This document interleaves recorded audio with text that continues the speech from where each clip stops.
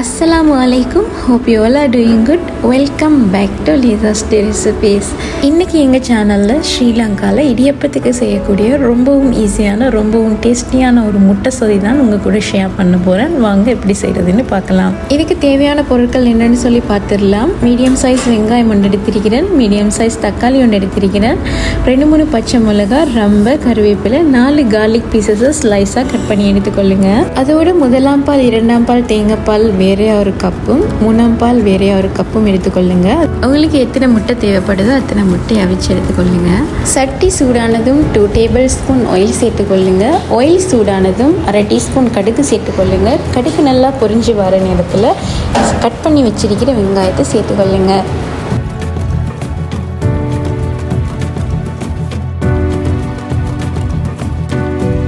அதோடு நாங்கள் ஸ்லைஸாக கட் பண்ணி வச்சிருக்கிற கார்லிக், ரம்பை, கருவேப்பிலை, பச்சை மிளகாவையும் சேர்த்து நல்லா மிக்ஸ் பண்ணி விட்டுருங்க.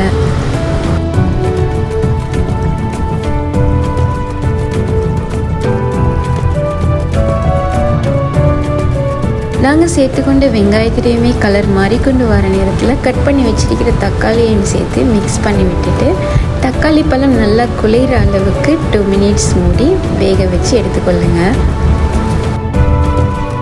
2 மினிட்ஸ்க்கு அப்புறம் நாங்கள் சேர்த்துக்கொண்ட தக்காளி பழம் நல்லா குளிர அளவுக்கு வெந்து வந்ததும் ஒரு ஸ்பூனால் நல்லா ஸ்மாஷ் பண்ணி விட்டுருங்க. நல்லா ஸ்மாஷ் பண்ணி விட்டதுக்கு அப்புறமா ஸ்பைசஸை சேர்த்துக்கொள்ளலாம்.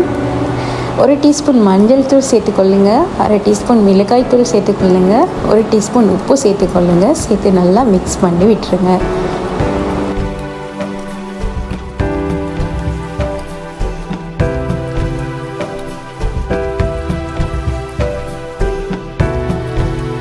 நாங்கள் சேர்த்துக்கொண்ட ஸ்பைசஸ் எல்லாமே அந்த எண்ணெயில் சேர்ந்து நல்லா பிரிஞ்சு வர நேரத்தில் 3ஆம் தேங்காய் பாலை சேர்த்து நல்லா மிக்ஸ் பண்ணி விட்டுட்டு கொதிக்க விட்டுருங்க.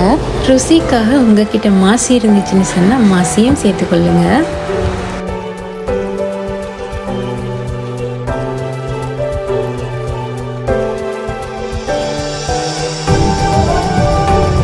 நாங்கள் சேர்த்துக்கொண்ட தேங்காய் பாலுமே நல்லா கொதிச்சு கொண்டு வர நேரத்தில் அவிச்சு வச்சிருக்கிற முட்டையில் கீரல் போட்டு சேர்த்துக்கொள்ளுங்க.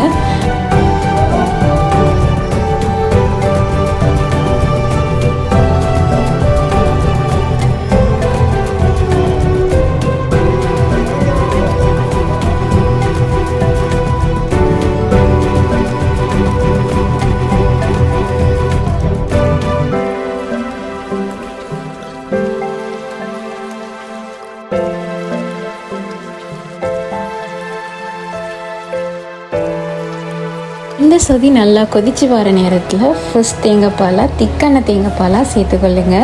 ஃபர்ஸ்ட் தேங்காய் பாலை சேர்த்ததுக்கு அப்புறமா மிச்ச நேரம் கொதிக்க வைக்கக்கூடாது.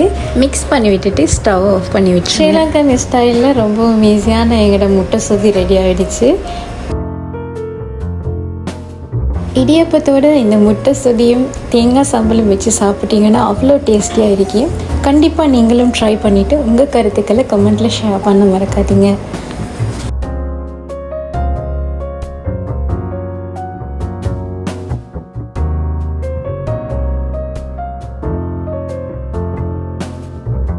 இந்த வீடியோ உங்கள் எல்லாருக்கும் பிடிச்சிருந்துச்சுன்னு சொன்னால் உங்கள் ஃப்ரெண்ட்ஸ் அண்ட் ஃபேமிலிக்கு ஷேர் பண்ணுங்கள். இன்னொரு இன்ட்ரெஸ்டிங்கான வீடியோவில் உங்கள் எல்லாரையும் சந்திக்கும் அது வரைக்கும் டேக் கேர், பை பாய்.